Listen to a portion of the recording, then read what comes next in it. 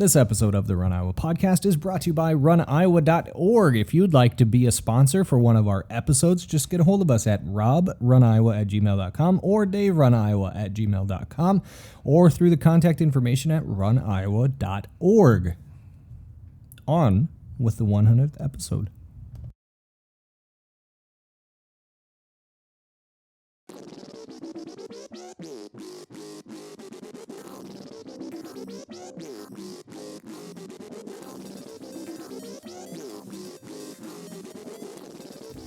Dave, we did it. We did it. We did it. 100 episodes. Now, we're not done. I hope. I think. But we made it 100 episodes. Congratulations to us, to pat ourselves on the back. It's like this has been a marathon, not a sprint. It's been a lot of changes. We've done it for, 2.5 years now? Yeah. Almost, pretty close to 2 3/4 years. Yeah. That's like a 4K? It's like a 4K. Yeah, it's episode 100. We got a cool show lined up for you. We got a few things we're doing today, and we're going to talk about a couple things and talk to Hal Higdon. How cool is that? Awesome. We actually recorded our interview with him a couple weeks ago. We did. So thank you for doing that, Hal. Yes. We appreciate that very much. But yeah, it's going to be a cool run, and we're deep in the thralls of summer. Is that even a phrase? I just made it up. Yes, it is. Oh, okay. Because you made it up. Right, exactly. It's early August. It's August 5th now, 6th, Somewhere 6th. in there. And yeah, man, hot summer. At least at the beginning of summer. In the middle of the summer is hot. Right. So hopefully you're all surviving. A lot of good runs have been run in the middle of the summer. Yes. But I'm more of a cool weather guy. Yeah. There's like a window of optimal running for Rob. It's whenever I can. It's the temperatures have to be no cooler than 50 degrees. Right. I like 50 to 55. And no warmer than 52. Yeah. And Rob can run all day. And then I could do everything. But I'm slow outside those times. Yeah. Outside those temperatures, I'm slow. I consider myself slow. Yeah. His times start to hurt. I tell you, I remember a run with my daughter earlier this summer, and I went on it, and she was on her bike, and she's learning how to ride her bike this summer, so she's really getting going on that. And we were on a trail, and she was kind of learning, and I had to kind of run slow with her, but I was talking with her the whole time, and I'm like, man, for not running for as frequently as I normally do, 2017 is probably going to be a low mileage year for me. But for not running as much, felt really good. Like, man, I want to go. And then all of a sudden, she figured out how to ride a bike. Like at that moment, she was like, just took off. I'm like, oh shit! Like all of a sudden, I realized, I'm at a 7:20 pace trying to keep up with her. Like, oh man, you're killing me. But it was one of those good, nice, warm summer days, and awesome. We had a good time with it. But let's do something fun. Yes. We're gonna do the old David Letterman top 10. Now we have Dave Kading top 5. Because we're not really Letterman. Yeah. We just have a Dave. That's right. That's it. And we're not funny. And we're not funny. But Dave has a top 5 what? Top 5 reasons. You're slow win. You're slow. Yep. All right. So you're slow win. So it's kind of like you're redneck or yep. no? Yep. Yeah. How is it?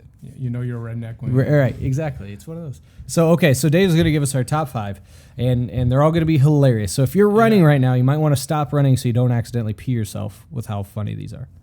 Yeah. Absolutely. All right. So number 5. Number 5. You're slow win. It takes you longer to do a run than for your wife to pick out her clothes for a dinner date. Nice. I think that's pretty good. Does your wife pick out? No, she's pretty fast. She's pretty quick? Yeah, well, she's retired Army, so they wore one thing. That's true.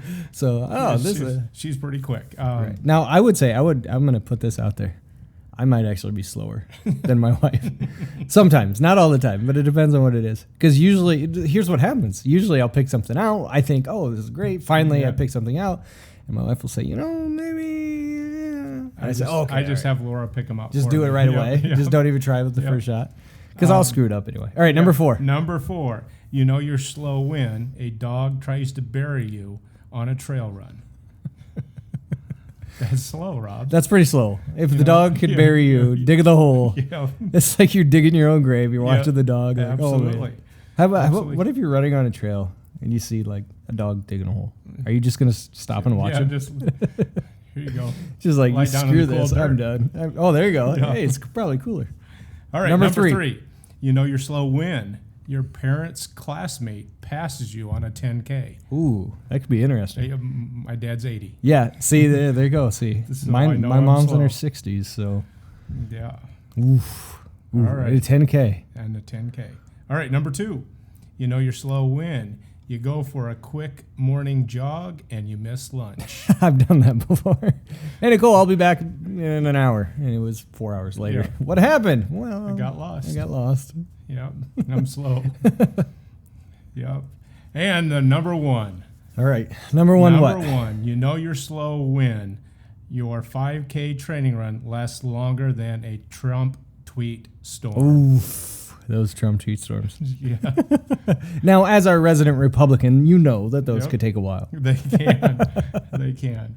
And they're probably less beneficial than the 5K training run. Oh, man. Well, this is airing in August, so there have Yeah. probably been a few tweet storms since.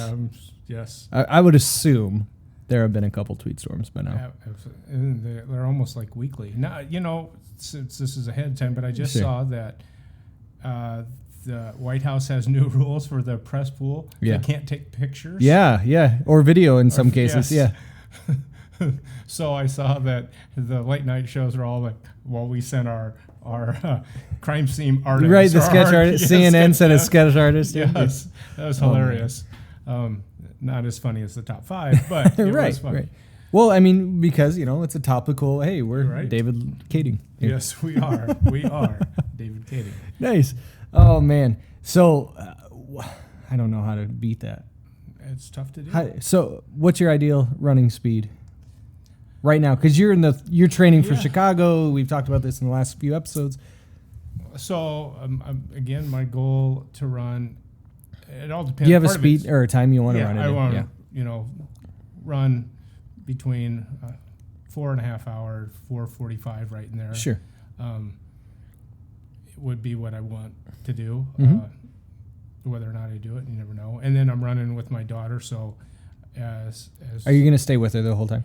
Are you? probably? Yeah. And, well, There's she's- nothing wrong with that. No, Yeah. and she's running with a group of friends that are doing this fundraiser that she's Oh, doing right, for right. the Pediatric Cancer Center Yeah. at University of Iowa, and so I'm guessing that she's going to run with them Okay.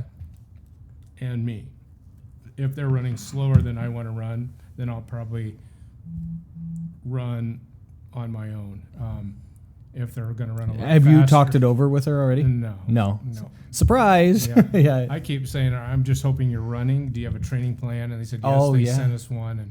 And so there's a question. So how much does a father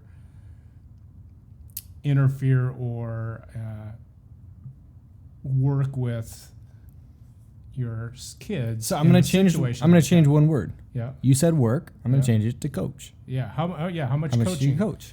How much coaching you do with your own kids when they're, 20 years old and not Yeah. asking for help?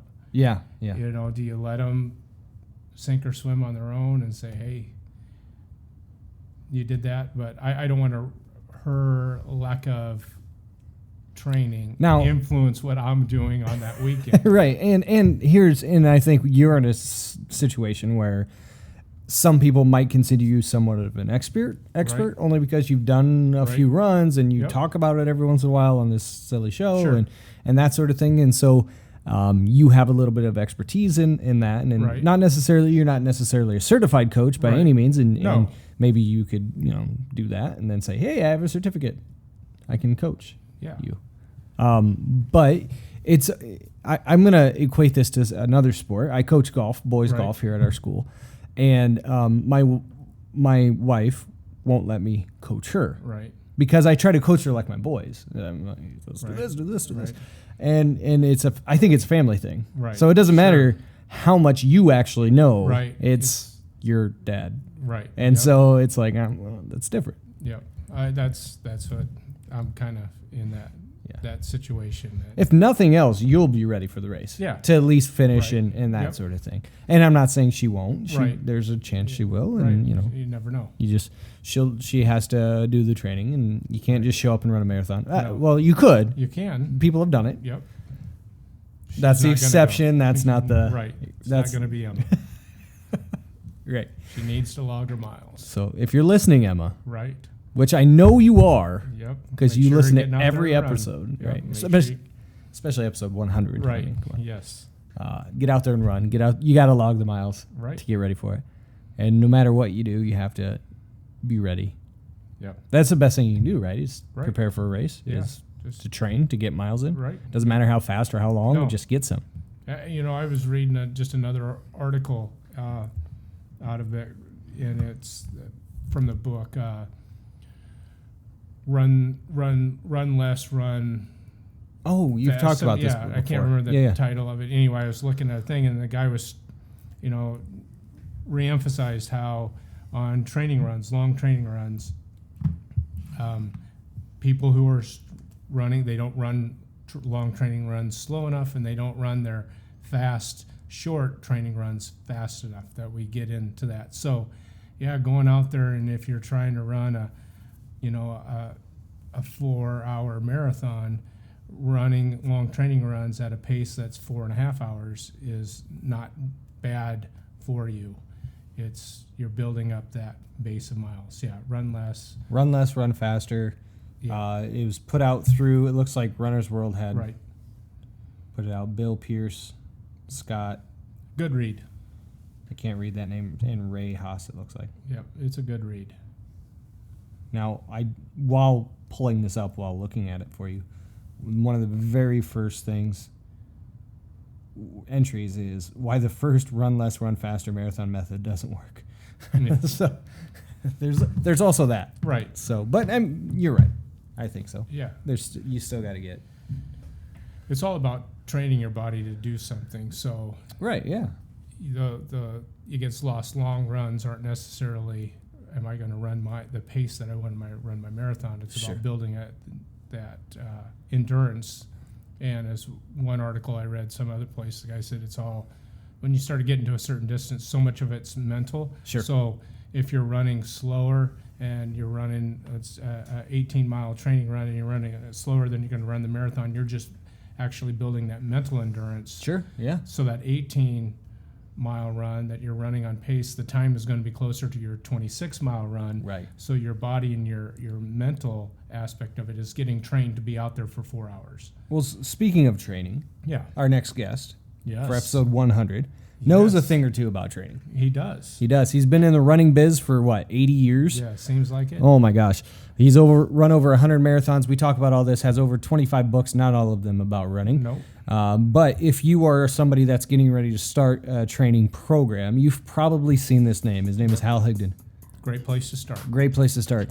And so we talk with Hal here in our next segment. So stick with us on episode 100 of the RunIowa podcast. To the 100th episode of the RunIowa podcast. On the line now is running legend Hal Higdon. Hal, how you doing today? Really good. I'm looking out the window. The sun is shining. We're in the midst of almost summer, and it's great to be alive. Well, Hal, I will say this. By the time this episode airs, you will have just turned 86 years old, but you would never be able to tell by how active you are online and on social media and things like that. So happy, I guess, early belated birthday. How's that sound? Early belated birthday, exactly. You've run over 100 marathons. I think a lot of our listeners probably know who you are and know you for the training plans and things like that. But let's talk a little bit about your love of running, and where did your love of running really start? Well, it started when I was in high school. Back then, the only running that was done if you were in a school team, either running cross country or track.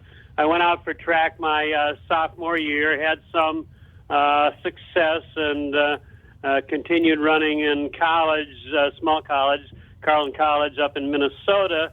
And I realized after I graduated from college that I never had quite reached the level of my ability. I was sort of maybe getting 70, 80% out of my abilities. So that sort of prompted me to keep running out of school, and it was only later that I made the advances that brought me up to at least a national level of competence, if not international. And I made a lot of mistakes on the way, and I think today's runners are benefiting from the mistakes I made. Could you go into that a little bit? Because Dave and I are educators. We're both high school teachers. And we work with kids all the time, and sometimes this generation, at least that we see, is they might fail at something and then just decide this isn't for them. How did those mistakes that maybe you made help you become a better runner? Well, it's interesting because somebody asked that question on Facebook. You know, what errors did you make? Sure. And I sort of went back to when I was stationed in Germany in the U.S. Army and training full time for the Olympics under a good coach, Frank McBride, who coincidentally I had run against when he was at South Dakota State. Right. And this was when the training theories of Valdemar Gershler had become popular. In fact, actually, it was probably a year or two before anybody in the United States had even heard of Gershler's theories on interval training. So Frank and I worked out a training program. I was training twice a day, and almost all of the workouts were on the track, running repeat quarters, half miles, 200s, and we overdid it because we just focused entirely on that one discipline, and it was sort of a dead-end road, and I literally knocked about a minute off my time for 5,000 meters, so that was a tremendous success. But then when we headed back to the Olympic trials, after having run a number of career best times in the steeplechase, 10,000 and 5,000, I arrived at the trials just totally burned out because of the intensity of the training. So I was able to learn from that and realize that interval training, as one example, certainly is a good tool, but it was a tool you didn't want to overuse. And so I feel that I learned that I was able to blend interval training into a program that included hill repeats and also tempo runs and long runs and pace runs and a great deal of variety, and also a lot of easy runs as well, because you need to recover so that you can train hard the next day. So, you know, I made a lot of mistakes on the way. It took me about 5 years to figure out the Boston Marathon course, for example, but today's runners, I feel, benefit strongly from a lot of errors that I made in my training early on. You know, I was just looking. I followed 1 year when I ran my first marathon a handful of years ago. I used one of your training schedules that I found online, and you know they're pretty idiot proof for somebody who's never run one, and we appreciate that. You know, I mean that's part of them, because I don't know. I probably have 20 different running books that are anywhere from 30 years old to these two new ones that you sent us. And one of the things that gets in the way, I sometimes think, is for a novice runner, the complexity. Anyway, yours aren't that way. How did you come up with those ideas? I mean, what led you to designing your training schedules for everybody? Well, I learned a lot about my own training. I didn't really start to get real success as a runner when I was a master runner. It took me 10 or 20 years, I guess, to figure it out. My first time when I was actually training other runners rather than myself came at the end of the 70s when Ron Gunn, the track coach, athletic director up at Southwestern Michigan College, asked me to help him with a training program for adult runners that he started. Marathon 101 is what we called it. And so I worked with them, and when I look back at that first training schedule, I said, oh, wow, we overtrained them. 9 months to get ready for the Honolulu Marathon. And then a couple of years later, my son, Kevin, who had been a very good runner at Indiana University, graduated from college, went to work for Pete Marwick, an accounting firm in Chicago, and still wanted to qualify for the Olympic trials by running a 2:18 marathon. That was a standard you had to me. Right. But he was working a full 9-to-5 job, and probably more than 9-to-5 jobs. So we put together a program that focused most of his hard training on the weekend. Hard runs on Saturday, long runs on Sunday, and then jumped forward and it worked very well. He qualified the trials with a 218, and then fast forward about another half dozen years when Brian Piper was starting a class to train for the Chicago Marathon, and invited me to help him design a program for that class. And so I combined some of the information that I'd learned from previous bouts, A being we had trained the first group of adult runners too long, too hard, and then B, that for people who had real lives, you ought to bump some of the training, a lot of the training, into the weekends when they have more time to do it. And Brian had come across a training program from the St. Louis Track Club. I'm trying to give credit to as many people as possible who helped me on the way. And they had a interesting concept where they would run 3 weekends hard on the long runs, and they would take a 4th step back week where they, cut the mileage and had an easy week, and that allowed them to regain strength so they could go hard again. So Brian and I sort of modified that. We went 2 hard weekends and then 1 easy weekends, and that sort of became the key to the program. And my programs sort of begin with this base. The Novice 1 program, I think, arguably is probably one of the best programs for new runners.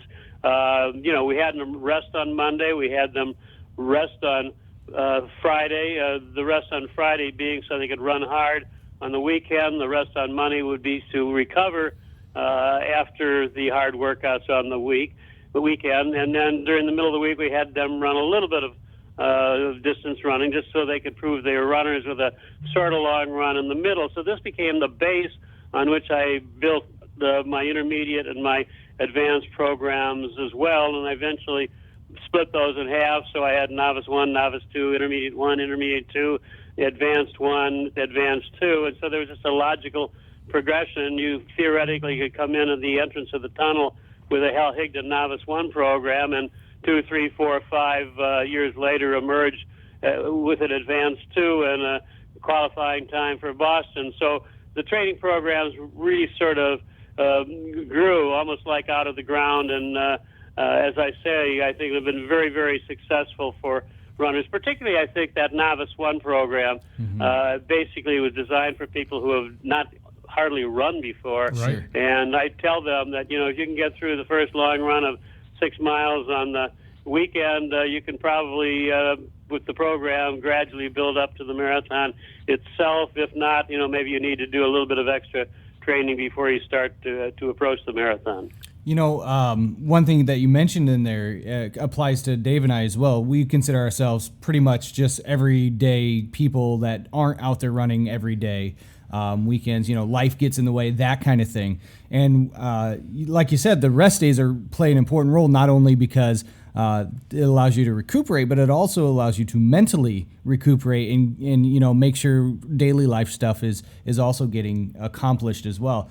That kind of brings me to my question about cross-training with your plans and what kind of, let me rephrase what I'm saying, the actual not running parts of your plan. How do you incorporate that into when you were coming up with the plans themselves? I think it's focused particularly for the novice runners leading into the intermediate runners. It's just sort of a break, Sure. Give the people the day to do a little bit of fun, without thinking that they necessarily are improving their fitness. Take an hour and go do something.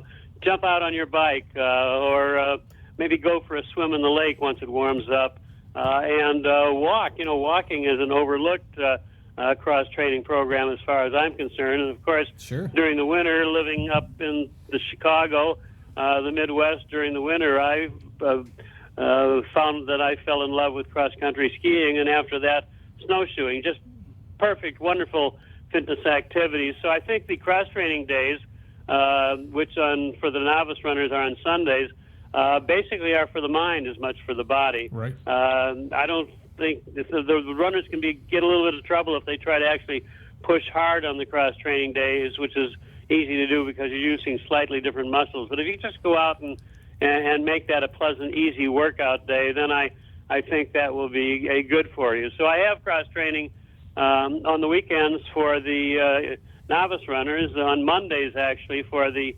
intermediate runners. I feel that sort of as a break from all the long distance running I'm asking them to do. But for the advanced runners, I don't ask them to cross-train because they're all crazy anyway. Right. And they don't want to do anything but run. You Right. know, so realistically, those are hardcore people. So let's go out and just run, guys, you know. Right. We get a question from listeners, probably 2 or 3 times a year about, all right, I'm following whether it's the Hal Higdon intermediate or novice one, whatever program or something else they found, and I'm 12 weeks into a training program and I have to go out of town for work or something and I'm going to miss something. And they always ask about how can I modify it? What's your recommendation? So, I mean, you're obviously the expert here in this conversation. Right. So, what are some things that people can do if they're following one of your training programs and the program? They sometimes they get caught on. It says today I need to do X, and they panic if they can't do X. So, what are some recommendations for ad-libbing a little when it doesn't work? Chill out, guys. Relax. If your training has gone well through most of the 18 weeks into the program, you're going to succeed. So you can afford a little bit of a few missed runs. And maybe if you're, people tell me that they're going to go hiking in the mountains and they won't be able to run. I'm thinking, you're going to probably work out harder with those hikes than you would if you were actually running. So that's going to be a plus. So I think it's mental as much as physical.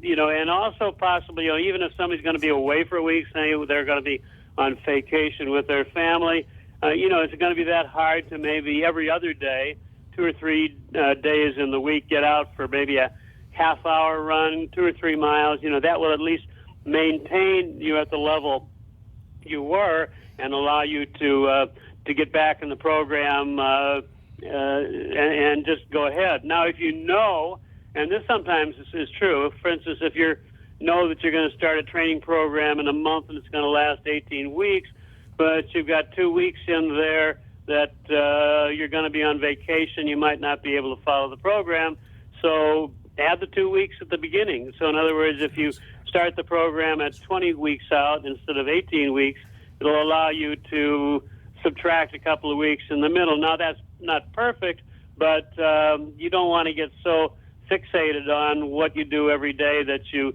can't enjoy what you're doing. Sure. That's kind of the advice that we've given them. It makes a lot of sense. But it's way more valid now that you said right. Right. I did want to bring up a little bit too. We've been talking about basically marathon training. You have a new book that talks about half marathon training, and I was reading it when I just got it here a few days ago. And you talk a lot about the history of the half marathon and why it's become so popular. Could you just touch on that just a bit? Yeah, and somebody was complaining the other day on Facebook or Twitter, I forget where, saying, well, why doesn't the half marathon get as much attention as the full marathon? Everybody talks about how great the marathon is. Mm-hmm. Well, why don't they say the same thing about the half marathon? And I said, well, the marathon is like 2,500 years old. It goes back to the plains of Marathon, the legend of Phidippides. I mean, there's a mythical Greek story about the first marathon run, whereas our Kissing Cubs in the half marathon didn't really get a start until the 1970s. There were a few races, Caesar Rodney, a half marathon, I think it was, in Wilmington, Delaware, or something like that. Mm-hmm. I don't think they even called it a half marathon back then.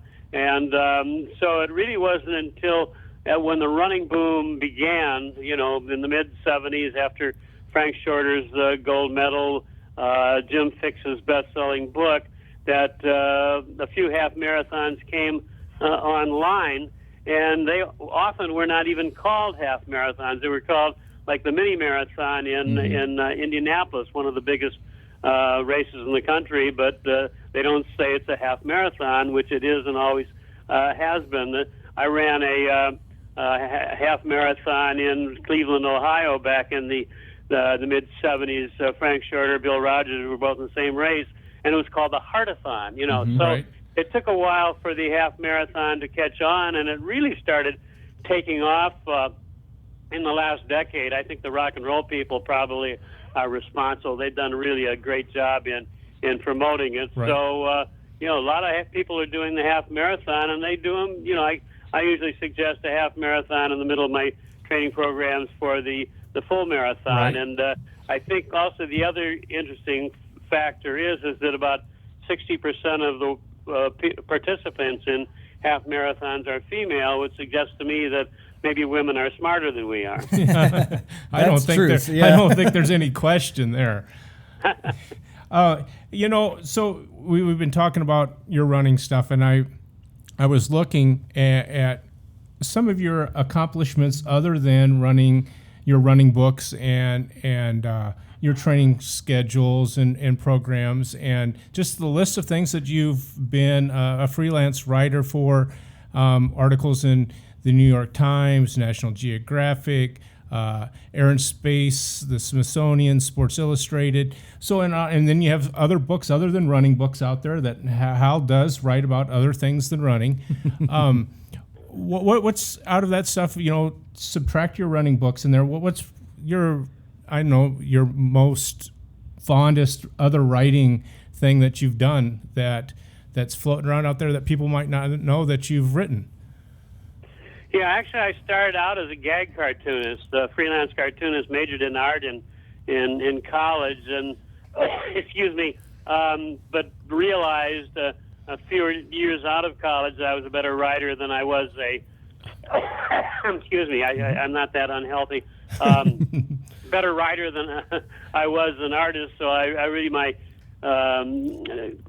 career sort of transformed itself from being an artist to being a writer, but I still continue to participate in painting and things like that as a hobby. What a lot of people don't realize is that I was doing articles that were not about running for more than a decade, because other than Sports Illustrated, nobody really was interested in hearing about the marathon. So Right. Typically I was covering politics for the New York Times Magazine, business articles for Playboy, science articles for National Geographic. So my freelance career had a wide variety of things that I was doing. So I sort of look back on that time when I was basically a reporter of all things. I also can recall one incident when I was writing about politics for the New York Times Magazine, covering the Indiana primary, the main character being Bobby Kennedy, and Gene McCarthy was also in the running at that time. And so I've basically followed Kennedy around the state of Indiana, tracking him very closely. And in one particular day, we went from Fort Wayne, I believe it was, to Columbia, Indiana, to Terre Haute, and I flew on the plane with him, with the press plane, and we were coming out of Columbus, and about halfway down the runway, the pilot suddenly slammed on the brakes. I guess he felt that he wasn't going fast enough to get off the ground, and of course everybody in the plane panicked and worried, and we were all screaming, and Bobby, who was sitting actually in the same row as I was, only 2 seats away from me, I said, well, if we had crashed, you guys have all got your name in the paper tomorrow, and everybody gave a nervous laugh. But the sad thing about it, several weeks later, of course, Bobby Kennedy was assassinated. Right. That's amazing, the stories that people have other than what they're known for. You know, that you getting to fly in a plane with the Kennedys and doing that I would suppose probably no one realizes that took place, and that's neat. I got one more question Sure. for you as we're going through this. So looking at your stuff, I know you're easy to find out there in the internet world. Yep. That anybody can look up Hal Higdon's training schedules and stuff. What's your biggest one piece of advice that you would give to a new runner about getting started, and what type of goals are easy to set and what they should be looking at in a realistic beginning thing? I think you need to pick a good goal, and also pick a goal that you feel that you can, excuse me, you can actually hit. And then certainly once you have that goal, I would suggest that you get on a program, if not one of my training programs, certainly programs from other coaches, and actually look for support. And there's tremendous support for runners these days. The Road Runners Club of America has got clubs in most of the major cities and the minor cities as well. So you can find other runners and you can use them for your support. Involve your whole family also in your passion so that they can give you your help. And at the same time, remember that you have to give back to that support system you're going to have.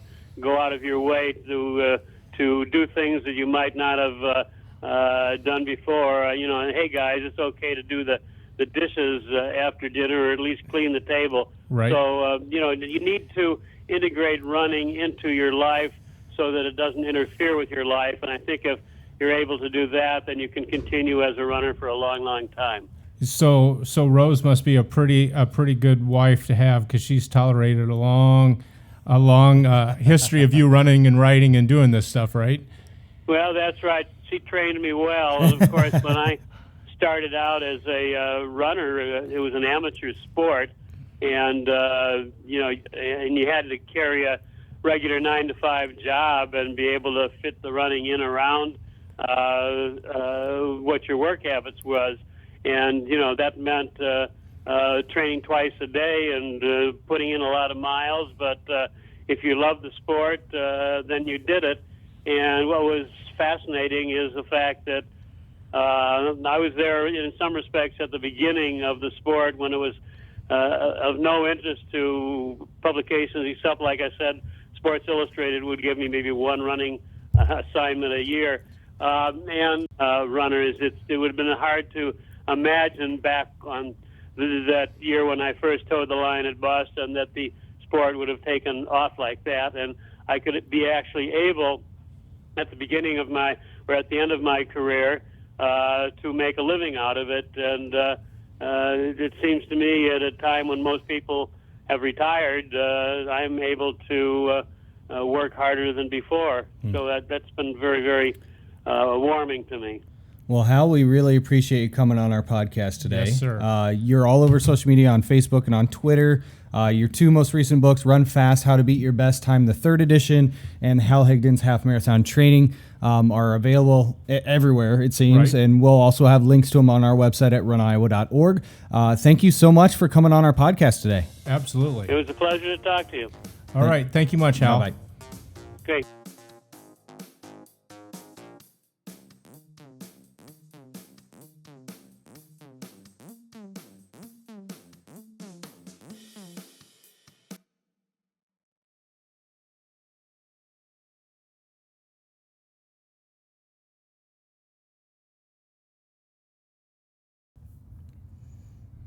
Obviously, very cool to have Hal on the show for our 100th episode. Absolutely. But let's talk about that. Let's talk about our 100th episode. What's the, most memorable thing we've done so far, or maybe person we've talked to? So far. We've had a lot of fun ones. We did. I don't think we've had a Cannon. bad guest yet. Nope. Maybe Ryan Loads. Yeah, maybe Ryan. Or Loads. our not Devin Schoening. Or that's probably the all-time worst. low. Yeah, that's our all-time low. The not Devin Schoening The not episode. Devin Schoening episode. Steve Cannon was a good one. Steve was great. Yeah, Yep. absolutely. And yeah, that's one of the. It's one hard of the though better- because it now is. it's. I would obviously not want to put anybody down by not saying them Right. right now, right? No, they all were good. But they're all good. We have had international guests. We've had running app developers as guests. All of them are really cool to talk to people who are out there doing stuff in the running world and, gaining a little insight in what makes them tick and why they do what they do is fun. I mean, think about this scope for a second, okay? Mm-hmm. Just for a second. And I get it. We're going to pat ourselves on the back a little bit, but we get to do that. It's our 100th episode. The scope of what we've talked to average Joe runners like me and you, right? We've literally pulled in a few teachers that we know run that have said, hey, let's talk. Let's just talk. And that's how Ryan kind of got into it a little bit. And we talked about his beginnings of running, because he started running during our podcast and has built himself, not because of us, but, along with us as the listening community for this podcast. And then we've talked to professional nutritionists and coaches and high school coaches as well as college coaches and professional coaches. Right. So we've talked about that training side of it. We've talked about youth sports and adult sports. Ernie Andrews is 97 or was 97 when we talked to him. He's 98 now. 98, yeah, he had a birthday, right? Yeah, he did. Yeah. So I believe he's 98. Anyway, and he's still running every day. He is. And Ernie was running across the country for a battleship. Right. And, we talked to Bart Yassa. We talked to local reporters, Lance, and I'm not stalling on people's names. I'm just trying to remember everybody, race directors, just runners. Right. Everybody in the grand scope. And like you said, international. We've talked to Canadians and Germans and Spaniards and everybody. Isn't that cool? I think it's cool. Yeah. Africans. Yeah. Ed Kimboy from Kenya. Yeah. I think the coolest part is when we meet people that see the sticker on your car or you're wearing a RunIowa shirt and they come up and say, hey, dude, I listened to your podcast. And you don't know who they are at all. Literally, my neighbor did that. He met me at church one day. He's like, hey, are you the same? And I'm like, yeah. Right. And we're like, what? Yeah. So that's the cool part is, it's always fun to be recognized for anything you do as long as it's positive. I mean, that's the real reason we do this podcast is for the fame and glory, right? Yep. And but last year when we ran the Run Less. Oh yeah. Run Less half marathon 5K. And I was finished up and I was standing there and I was wearing my RunIowa shirt and a guy comes up and he goes, how do I get one of those shirts? I listen to your podcast all the time. And we were like, give me your name. I'll get you a shirt. Absolutely. So it's cool. So those kind of things are fun. I ran here a month ago and when the College World Series was in town. And that afterwards I was talking to somebody about just how good of an event it was, and it's small and some things that I thought they could do. And they're like, well, let me get your name and number and stuff to our board of directors because we'd like to have somebody who's participated in events and done this. Sure, absolutely. To contribute. And I'm like, oh, that's cool. Yeah. I don't know squat, but I'll still do it. Technically, we've been race directors once. We did our own 5K. Yeah, we did. The Autism Awareness 5K. Yep. That was a good one for us to start with. We learned, we learned with it. So it was it was a good experience. And for me personally, I think that's probably my most memorable piece of this whole podcasting thing has been learning from everybody. Yep. Like, I still think the heart of the show is the interview, not when we're talking. Oh, absolutely. And getting people to tell their stories and whatever those might be and just talk to us, tell us about their races or tell us about their books or whatever they're telling us about. Yep. But when I find myself listening and not thinking and just soaking it in, it's like, oh crap, I have to ask another question or something. Like, I like that process of, hey, I'm learning something, whether it's my own, striding or pronation or whatever, running barefoot on my toes or, whatever it might be. Because I still run barefoot on the treadmill. And that started about 8 months ago. Right. So it's a very weird, cool thing that we get to do. Yeah, it is. It's fun. Yeah. I don't know. Is it fun? Yes. Yeah, it is fun. It is. And it's a cool thing that we have people that listen to us. Right. So if you're listening, thank you.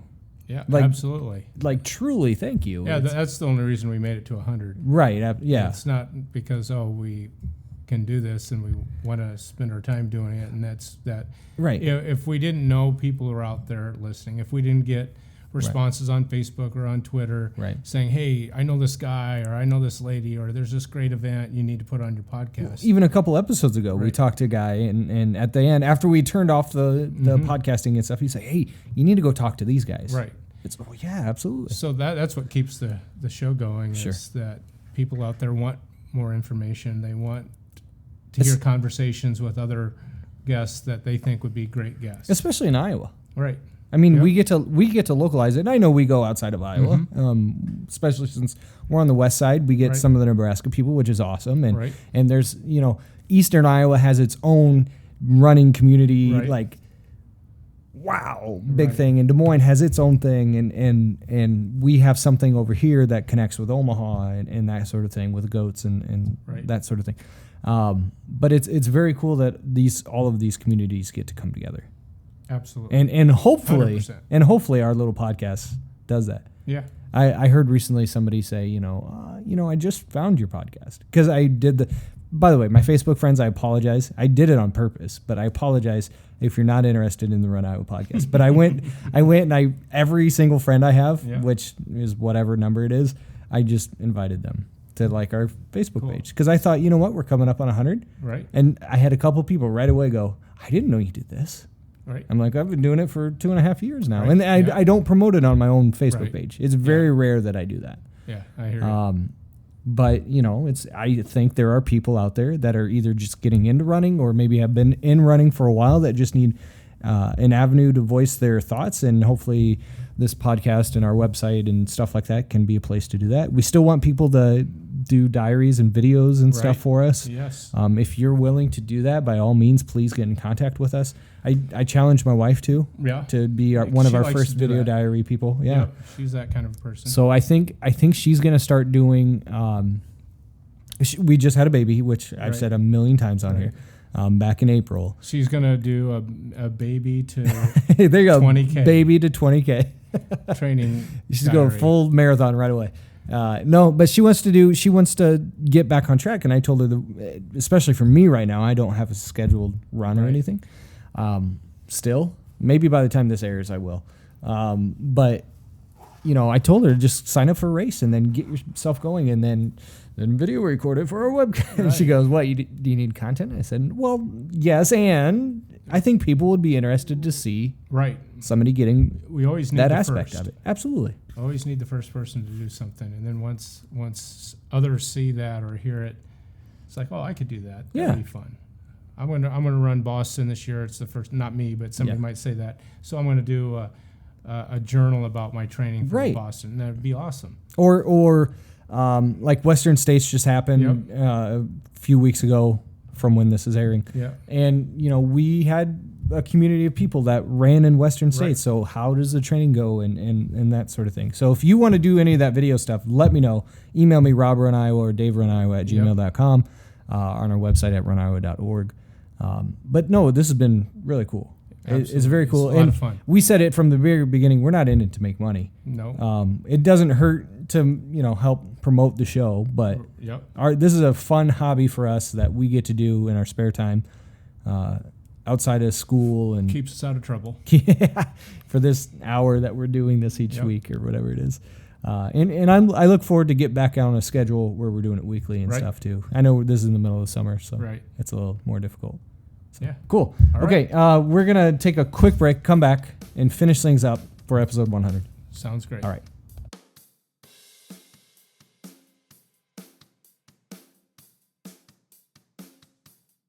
Okay, I just want to mention really quickly a run that's coming up this Saturday. Right. Today's August 6th. Yep. So August 8th, this Saturday, we're just having a get-together, a meet and greet, fun run. Right.